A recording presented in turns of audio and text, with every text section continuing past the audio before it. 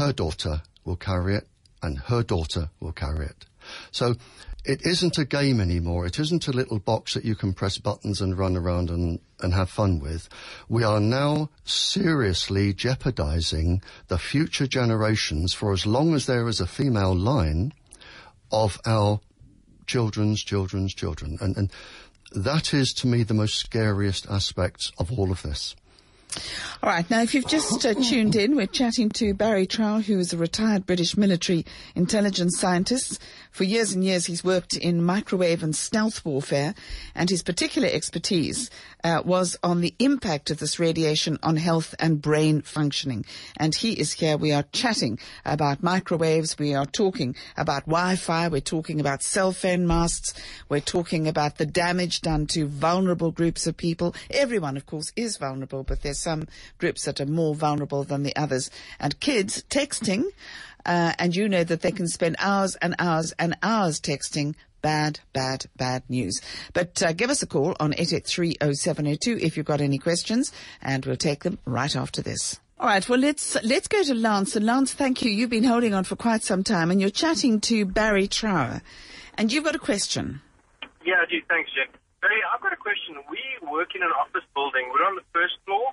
Above us is, it's a concrete ceiling. Then there's another floor, and there's a concrete roof, and then there's a cellular base station on top of that.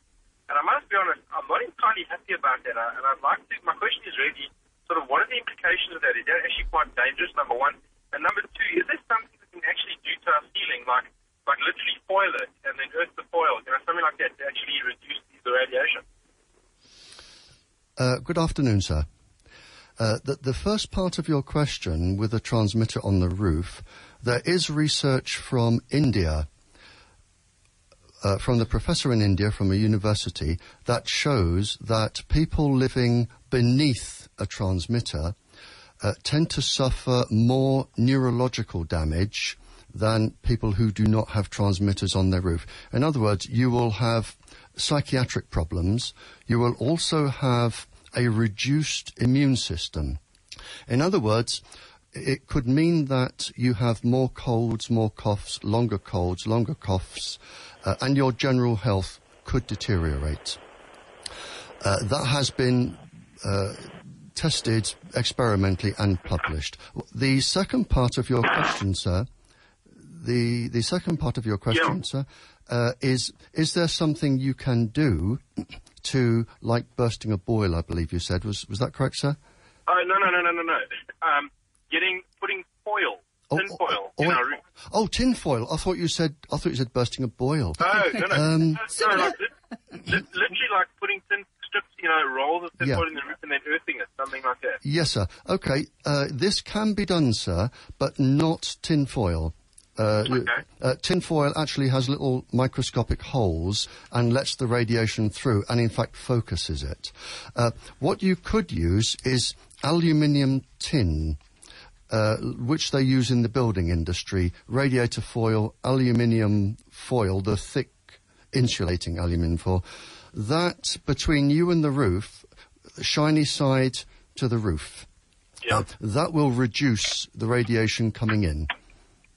Okay. But, Lance, on your behalf, if it reduces the radiation coming in, Barrie, it doesn't eliminate it, does it? So presumably then you are still at risk. Without a doubt, yes, but less of a risk. Okay. Lance? Jen, sorry, I missed the beginning of the show. I just want to ask Barrie, how come you're actually here in the country? Well, listen, Barrie, I don't want to repeat everything, but he's now retired. He's a retired British military intelligence scientist, and for decades he's worked in microwave and stealth warfare, and this is his area of expertise, and he's been invited to South Africa to speak. Oh, okay, cool. So not the soccer. All right, no, not the soccer. Bit early for that. And Joseph, Wi-Fi precautions? Yeah, thank you, Jenny and Barrie. Good afternoon, sir. Good afternoon. I'm aware that a lot of research has been done on this, and there are many reports concerning the harmful effects of this kind of radiation. My concern, number one, before I get to the precaution side, is that it seems like governments are resisting the actual truth on these reports because it would affect revenue that comes into them. But secondly, I'm also aware that there are precautions that certain companies have taken in manufacturing polymers. Certain polymers that can be attached to one's cell phone, to one's laptop, to one's microwave, can be inserted in plug points in order to minimize the harmful effects of the radiation and, in fact, change the frequencies so that the body actually sees them as healthy frequencies as opposed to harmful frequencies. Can you elaborate on that? Could I answer the first? I was concentrating on the second. What was the first question? Sorry. The first question was the government seemed to be deliberately resisting yes, okay. Can I answer, the actual reports. Can I answer that part first, and then we'll come to the Sure. second part? Okay. When I address governments, what they don't realise is that there is an initial boost to the government from the industry, putting up towers and paying rent and anything else that is being paid. But I was talking to a government just 2 weeks ago, and I said, can you really afford this system unregulated? And I'll tell you why, sir. Because most of the money generated from the cell phones, apart from the tax, leaves the country. It's estimated that from the illnesses, the health bill could go up as much as 40% in some countries, and they're not prepared for that. May I just finish, sir?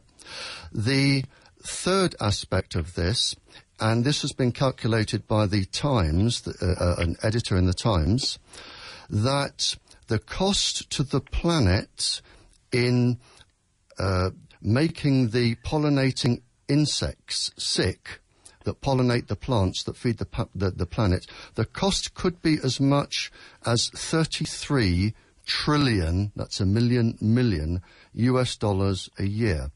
So when it comes to profit, there may be a lovely initial boost for the government, but when I address governments, I say, have your economists actually sat down and worked out the real cost of all of this?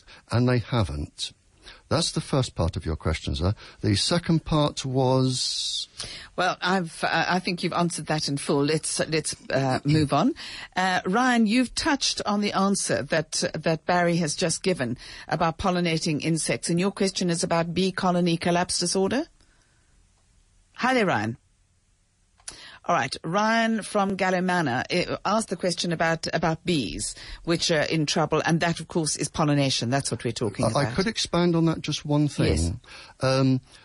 I've done a lot of research on bees, and in fact, I gave a lecture just before I came to this country. The bees are, out of all of the insects and all of the animals that are affected, bees are affected worst. And the reason is that they are the size that the frequency of the microwaves can react with most. They have 3 different types of iron in their bodies that help them navigate. They use the Earth's magnetic field to navigate, but the microwaves going through the bees will remagnetize what they use for the Earth's magnetic field, so they are disorientated. And the other part, and this has been published in Nature, the planet's foremost scientific journal, they have found that the bees' visual navigation system, where they use the sun, that is also affected by all microwave frequencies. So the bottom line is bees will get lost, their immune systems will suffer, and then eventually whatever illness they come across, the varroa mite, anything, that will then take its course. But the bottom line here is that migratory insects, even ants, will be disorientated. All right, so give us a call, 883-0782. I've got a whole lot of questions I want to ask Barrie, and yes, they do revolve around cell phones, children, masts in playgrounds.